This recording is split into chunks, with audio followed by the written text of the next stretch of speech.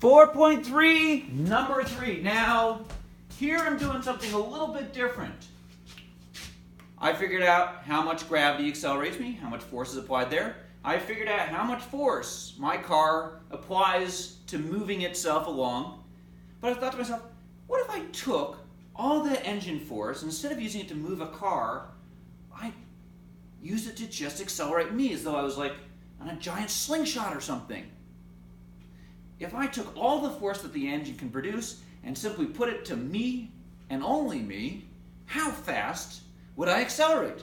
Now, this is a little bit different. This time we're trying to find A. So we would simply divide both sides by M. This cancels, and we end up with A is equal to F over M. So let me just write that here. A is equal to F over M. What is our force? Well, I've already found out the force for my car is equal to 4,210 newtons. And I know from the scale that my mass is 108.9 kg. So, divide them.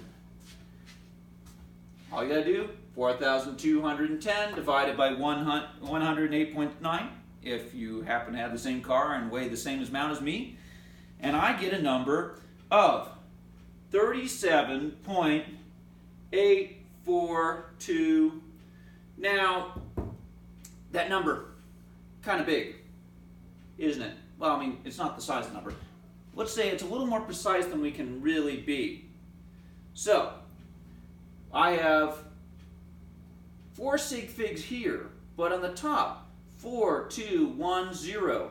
That 0 is not a sig fig. Remember, when we found out the force, we had to round it up, didn't we? So there's only 3 sig figs there, so I can only have 3 sig figs in my answers. So, acceleration is officially equal to 37.8 meters per second squared. So, that's pretty substantial acceleration. In fact, that's the kind of acceleration that I would experience if somebody went to Jupiter and let me out.